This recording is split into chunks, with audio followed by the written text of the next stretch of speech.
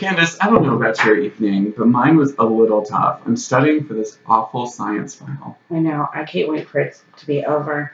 I have a math final too. Oh, God, I don't want to do it. I tell you. Who does? I know. No. Literature is my thing. Hello. Hi. All right, well, our viewers are here a little early. That's not a problem.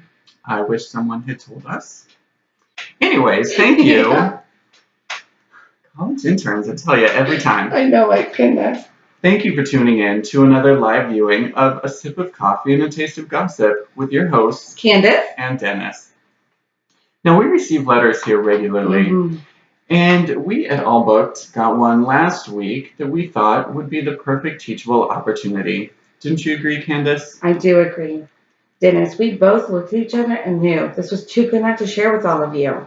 Dennis, would you like to share the letter that we received with our viewers? I would, Candace. Dear Candace and Dennis, my name is Leo, and I need some advice when it comes to my new roommate, Ellie. She's exhausting. All day long, I have to put up with her delusions, like stone lions and cups full of stars, and I'm tired of it.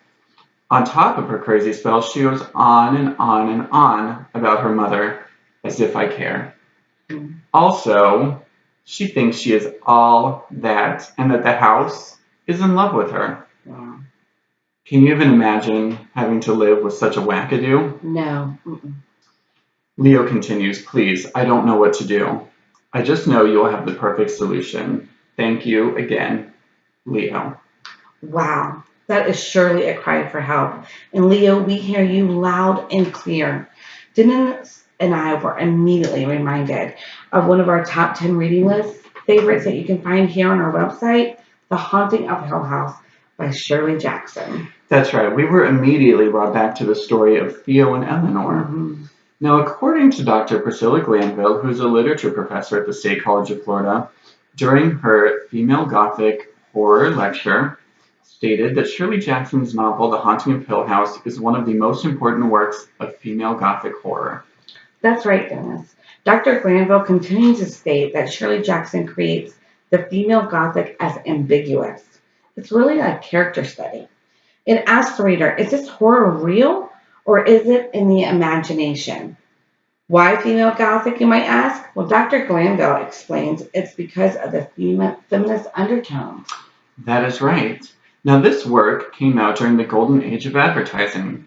Dr. Glanville stated, again in her Female Gothic Horror lecture, that there was an imprinting at this time of women's duties and their worth via cooking, cleaning, and beauty products. Dr. Glanville describes this novel as Cosmopolitan Magazine meets Little Red Riding Hood. Dennis, that is great information for our readers. Now, Leo, before we get to our advice, I would like to add a little about Shirley Jackson herself. She was born December 4th, 1916 in San Francisco. Yes. She grew up in California until she moved out east to attend University of Rochester. She was 17 when she did that, Dennis. That's remarkable. According to Iva Bryant and Abby Barker, students in Literature 2310 course at the State College of Florida. Which, Candace, is a fantastic course. It's one of our faves. In their class presentation of Shirley Jackson that took place on February 25th of this year. Yes, I remember it well. They stated that Shirley Jackson and her mother had a strained relationship. And the mother of Shirley Jackson, wanted Shirley to dress and act a certain way. I think she was a little heavy, had some acne, and her mother was not about that. Which didn't quite fit in that time frame with all the beauty products and the pretty pictures in magazines. Exactly. Right. She had a higher ideal for her daughter for sure. And her mother gave her a corset as a gift to going to college. What kind of mother is that, Dennis? Well, I'll tell you, a superficial one at that. Now, Iva and Abby, I believe, also stated during their Shirley Jackson lecture that the Shirley Jackson Award from 2007 was named in honor of the author Shirley Jackson, and that it commemorates works of psychological horror and dark fantastic pieces. Wow. Candace, I think that's pretty amazing. It is. All right, now Leo, I'm sure you're like, what does this have to do with me and my problem? Well, if you haven't read this novel, I will tell you that the problematic roommate is just like the character of Eleanor Vance. True. She was obsessed with finding love, and she would go on and on about her mommy dearest as well. Yes, that's right. Her obsessions took her to extremes, where she thought the house was talking to her, Mm. and she was in love with the house. She was mad in a very bad way. Yes. Now I suggest to all of our readers and viewers, and especially to you, Leo, to read this work as it will shed light on your situation. But in the meantime, we have a few simple steps that will help rectify this problem of yours. Mhm. We say, Make it a game. That's right.